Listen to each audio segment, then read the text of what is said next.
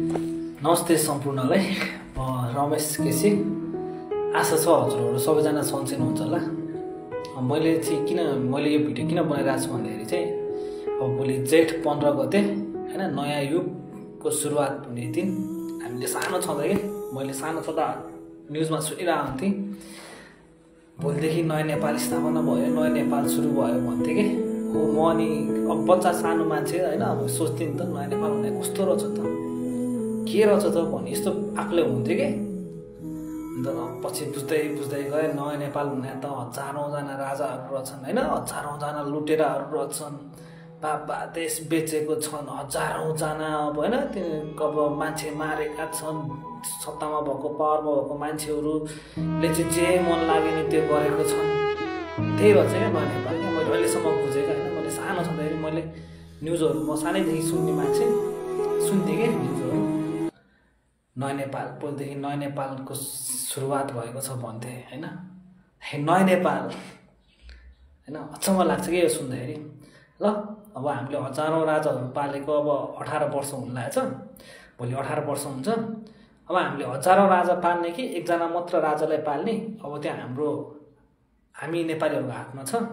हजारौँ राजाहरूलाई नै पालेर अझै हामी यो देशलाई बलात्कार हुन दिने कि यो बलात्कारीहरूलाई यसरी हामीले जीवित छोडिराख्ने हो कि अब देशको त बलात्कार भइसक्यो भन्ने हो भने यो नेताहरूले, यो काङ्ग्रेस, माओवादी, एमाले होइन, यिनीहरू सबले देशको त बलात्कार गरिसक्यो भन्ने हो भने अब नाङ्गै पनि सक्यो। देशको सान कहाँ थियो, कस्तो थियो, यिनीहरूले हाम्रो देशलाई नाङ्गो त बनाइसके। अब जति पहिलाको आजभन्दा 18 वर्ष अगाडि जति नेपालको सान थियो त्यो सान ल्याउनको लागि, त्यो सान फिर्ता गर्नको लागि अझै पनि हामीलाई यो गणतन्त्रको यस्ता झोले, यो नामर्द बलात्कारी नेताहरूलाई हामीले फाल्न सक्यौँ भने चाहिँ 5-10 वर्षपछि, 10 अथवा 12 वर्षपछि नेपालको सान फेरि फिर्ता हुनसक्छ होइन। अझै पनि हामीले यसरी नै यिनीहरूलाई सत्तामा राखिराख्यौँ भने हामी नेपाली भनेर हामीले गर्वका साथ भन्न सक्ने बाटो हुँदैन। यो कुरा चाहिँ हामी सबैले बुझ्नुपर्छ। अस्ति चैत्र 15 गते पनि अब शान्तिपूर्ण र्यालीमा मैले मेरो साथीहरूलाई, धेरै मित्रहरूलाई भेट्न पाएँ होइन। जुन अहिले केही कारणवश बाध्यतावश हामी यता बसाइ सरेर अब छुटेका थियौँ, त्यो साथीहरूलाई मैले धेरै वर्षपछि भेट्न पाएँ, साह्रै खुसी लाग्यो। अब उहाँहरू सबजना अब काठमाडौँवासी नै हुनुहुन्छ होइन। अब मेरो साथीहरू प्रायः सब काठमाडौँवासीकै छन्, यता भक्तपुरवासीको भन्दा पनि। काठमाडौँवासीबाट मैले सोचेको थिइनँ मेरो साथीहरूले अब देशको लागि यस्तो अहम भूमिका खेलिदिनुहुन्छ होला भन्ने मैले सोचेको थिइनँ क्या। अब किनभने मेरो साथीहरू अब त्यस्तै थिए। तर अस्ति जुन त्यो र्यालीमा, जुन शान्तिपूर्ण र्यालीमा मेरो साथीहरू सहभागी भए होइन, कति म त अब चकित भएँ क्या, आश्चर्य भएँ क्या। हो मेरो साथीहरू पनि देशको लागि यसरी लड्न आएको यिनीहरू हो, यिनीहरूले पनि बुझेछन् है देशको माया भन्ने, बुझेछन् भन्ने फिल भएको थियो क्या मलाई। अब मेरो साथीहरू भोलि पनि भेट होला भन्ने आशा छ होइन। भेट त अवश्य भइहाल्छ। अस्ति हामी चैत 15 गते पनि यहाँ बोर्डेबाट, सर्चखेलबाट पनि हाम्रो अब निकै देशप्रेमीहरू अब मेरो साथीहरू गएका थिए। अब हामी भोलि पनि हामी जानेछौँ। अब निरन्तर लाग्ने छ यो आन्दोलन, निरन्तर रूपमा अगाडि बढ्नेछ होइन। सबैजना नेपालको झन्डा र छाता लिएर आइदिनु होला। अब पानीलाई पनि सहज हुने, पानीलाई पनि छेक्ने र घामलाई पनि छेक्ने शान्तिपूर्ण र्याली गरौँ।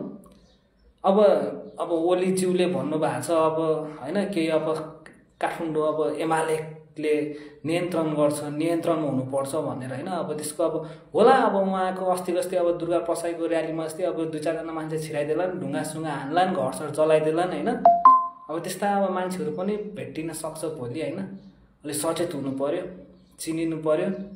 हाम्रो शान्तिपूर्ण र्यालीलाई अब तिनीहरूले अलिकति आक्रोशित, उत्तेजित बनाउन सक्ला, होसियार हुनु पर्यो।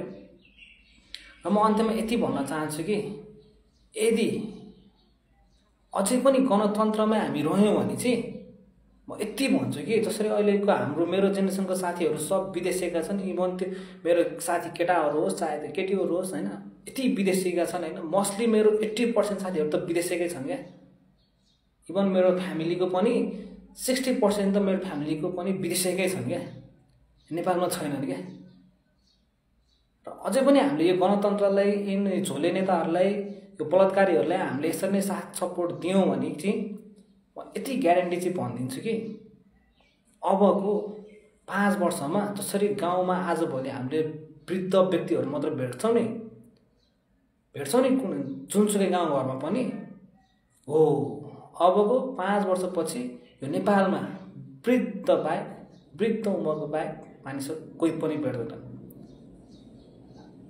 लास बोकेर लाने मान्छे पनि हुँदैन नि अब। यदि यस्तै हामीले हजारौँ राजा पालेर बस्यौँ भने, यदि यस्तै संहिता लागू भइरह्यो भने नेपाल भन्ने देश रहँदैन, नेपाली रहँदैन। त्यसैले मेरो विनम्र अनुरोध छ, सबैजना उपस्थित भइदिनु होला, शान्तिपूर्ण र्याली गरौँ। जस्तै राजेन्द्र लिङ्गदेनज्यूले भनेको जस्तै अब हुन पनि हो नि, महात्मा गान्धीले पनि शान्तिपूर्णले नै गर्दाखेरि, शान्तिपूर्ण र्याली गर्दाखेरि नै, शान्तिपूर्ण प्रदर्शन गर्दाखेरि नै अङ्ग्रेज शासनको अन्त्य भयो होइन। शान्तिपूर्णले नै हरेक कुरा गर्न सक्छ, शान्त भएर पनि हरेक डिसिसन हुन सक्छ क्या।